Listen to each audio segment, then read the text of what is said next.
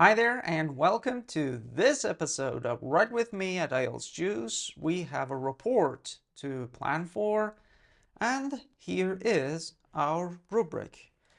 Well, it's a good old bar chart, as you can see.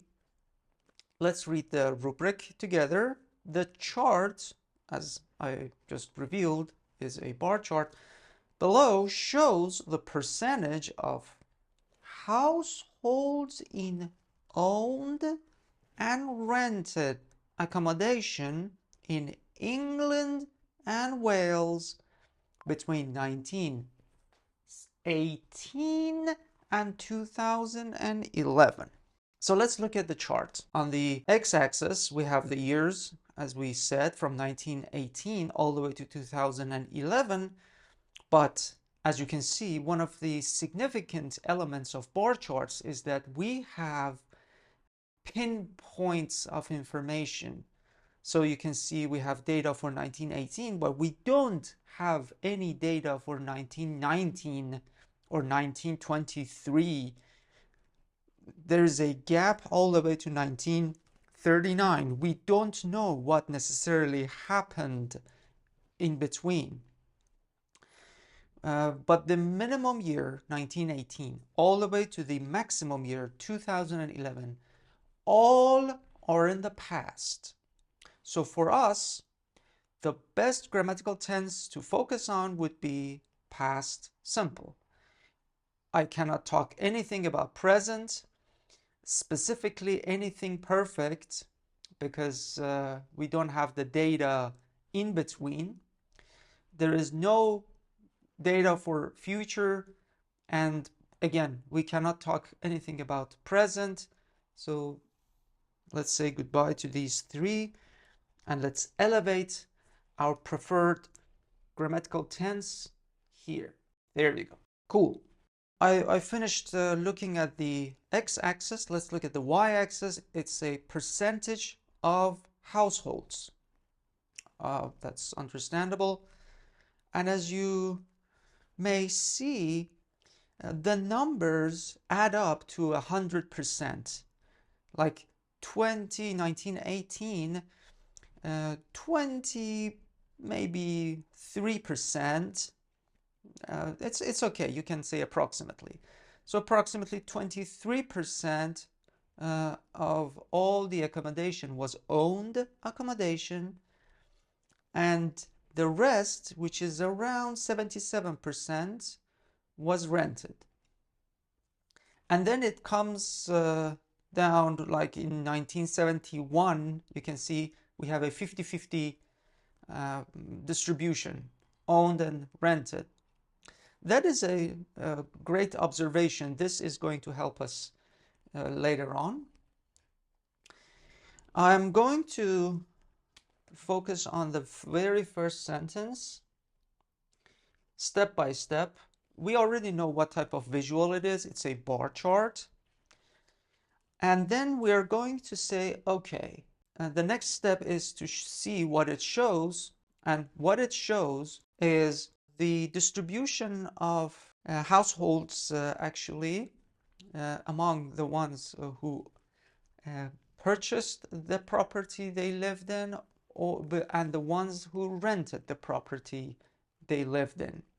The third step would be to focus on the information given. So what are the limitations of the information?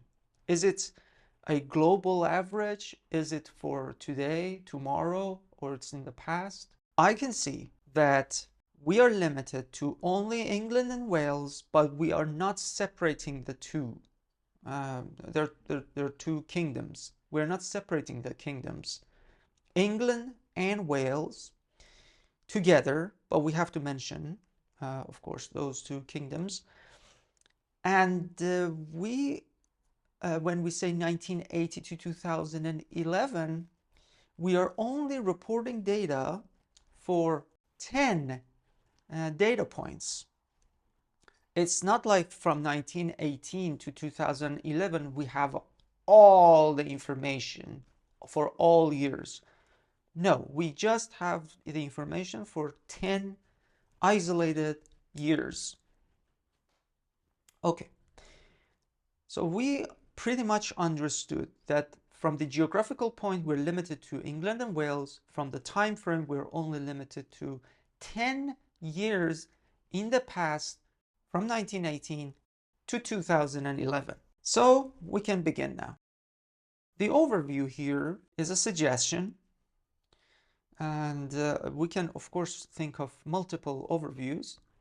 What I'm going to say is whenever you come up with an overview, come up with two. I'm going to use one right after my initial sentence. The initial sentence that was about the type of visual, what it shows, what it focuses on. And then I'm going to say something that catches my eye in another sentence. And the other. The other one appears in the final paragraph. So what caught my eye? The thing that caught my eye is that generally the trend for owned accommodation is upwards. Was upwards. And the general trend for renting a place, a house, is or was downwards. Generally speaking, there are some minor changes towards the end, but that's a minor element. That is one item. The year 1971 is also significant in my view because you can see it's very well balanced, and I can use that even to report my data. Based on the information, I can come up with a plan. I'm going to introduce a new body paragraph here. And I'm going to say, all right, I would like to structure my report into two elements. So one is owned accommodation. The trend for that was generally upwards. The other one was generally downwards. I can focus on all the information about owned accommodation here, and then another paragraph talk about the rented accommodation. And in the end, I can say that the year 1971 was a 50-50 year. So this is a safe approach. We are going to focus on that there are two elements. One paragraph devoted just to owned properties, one to rented properties. But I have a little bit more challenging approach for those who wish to get a higher score.